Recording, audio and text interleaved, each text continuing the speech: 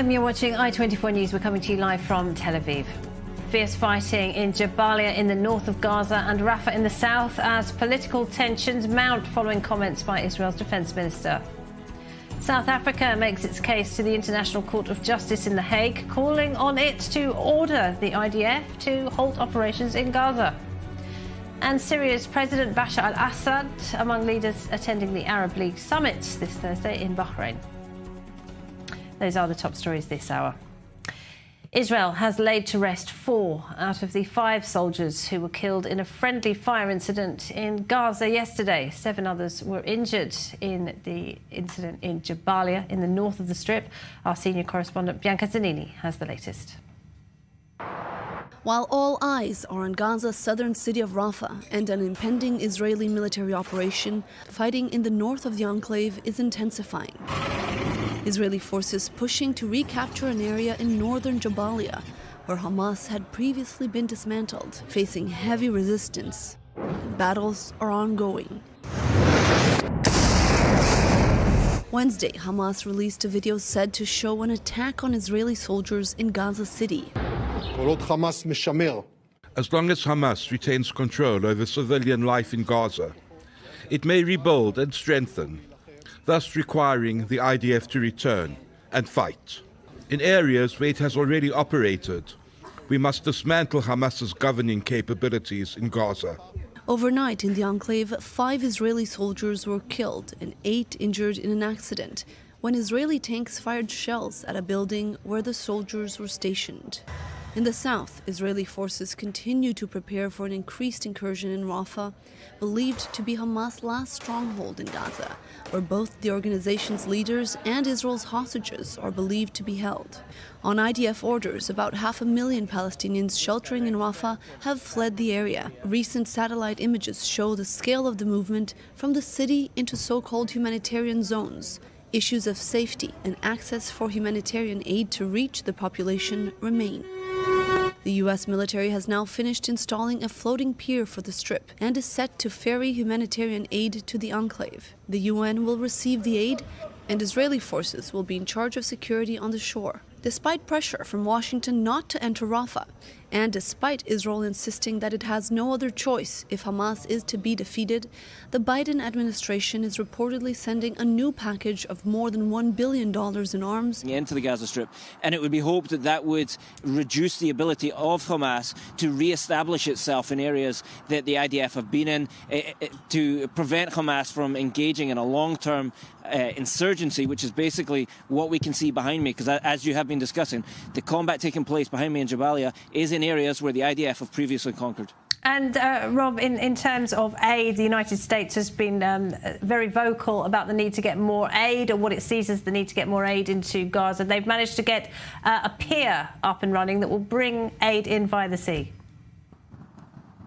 That's right. So this pier, it's understood that it's been anchored in place. It's hoped that that will start bringing in food shortly. The IDF said earlier today that it believes food trucks will be able to be delivered via that crossing in the coming days, they said. Now, this is a project which has been some time in developing, and it's hoped that this will increase the level of food that's able to be brought into the Gaza Strip. Now, at the moment, the worst levels of hunger are understood to be taking place in the north of the Gaza Strip. The IDF in the last few days opened up a new crossing into the north in order to try and deal with that. But it's worth bearing in mind that as this new access point to bring in supplies comes online, there's other access points which have been reduced.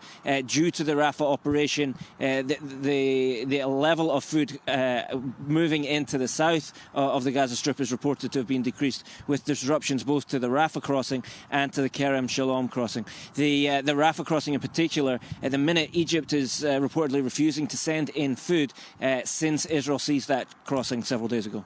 Rob, thank you very much. Robert Swift there in the south of Israel with the very latest. The Syrian President Bashar al-Assad is among leaders arriving in Bahrain for the Arab League summit this Thursday. Unsurprisingly, the war in Gaza has dominated the meeting, with multiple condemnations of Israel and calls for the creation of a Palestinian state. Our Emmanuel Honora has this report. Stuck between a rock and a hard place, Bahrain is the latest country to host the Arab summit.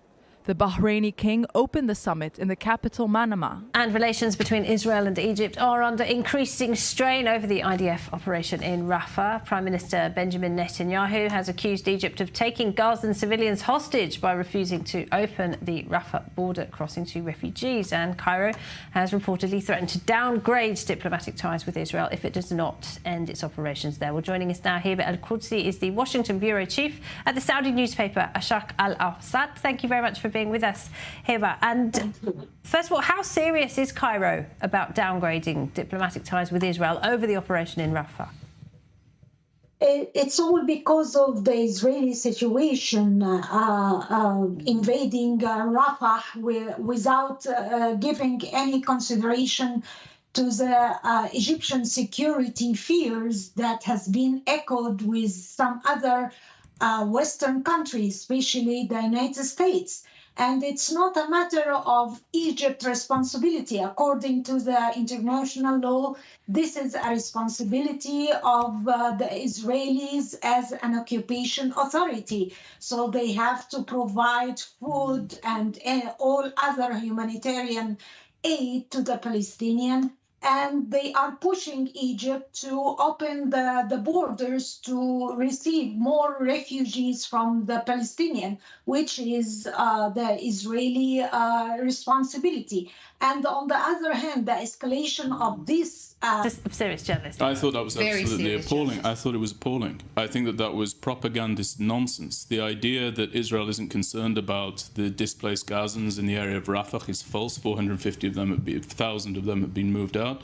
The Egyptians are culpable for much of what happened on October 7th, and the Egyptians are in breach of international norms by not absorbing the displaced Gazans who were there around the area of Rafah. And finally, there's much to be critical about with regard to Prime Minister Netanyahu, but refusing to cede the ground to the notion of a two-state solution is not one of them. The idea that we would enter into any discussions, serious discussions about a two-state solution ever, but particularly... But I mean, to be fair, she was simply saying something similar to what the Israeli defence minister has said, that Israel needs to come up for a plan post-war in Gaza. No, I thought there was a lot more that she said than what Gallant said. Gallant said that we need to come up with a plan, but she said that Israel hasn't taken into account any of the sensitivities of Egypt when it comes to this, the security of the Sinai Peninsula.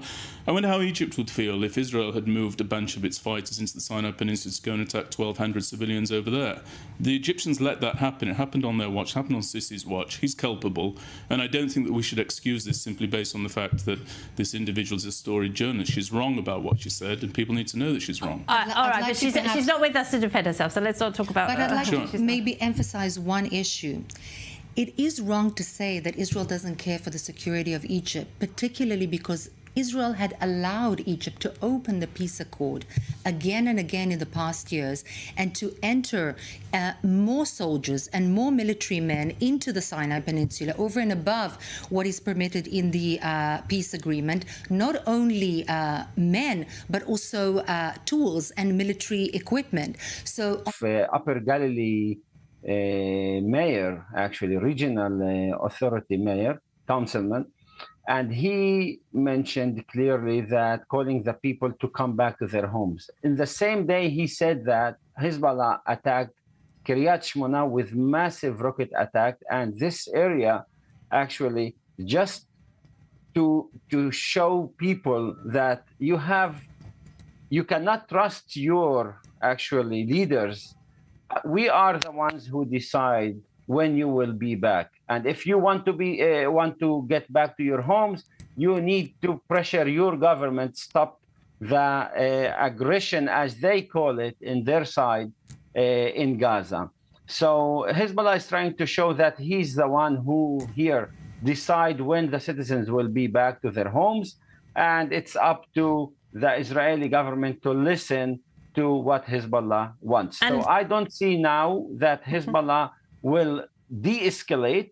The opposite, we are going to escalate further the situation in the north. That's what we are saying that Hezbollah doing, and that's why I don't see and don't anticipate the return of the citizens home. And we've got a clear sign of cooperation, haven't we, between Hamas and Hezbollah? We saw the two groups meeting today in Beirut. Well, yeah, they met today in Beirut, and they try also to organize themselves again, because Hezbollah is, as you know, is the one who orchestrated all this attack in the south as well, and it was well designed in Beirut by the foreign minister of Iran, with the Secretary General Hassan Nasrallah, Ziad al-Aruri, and Ziad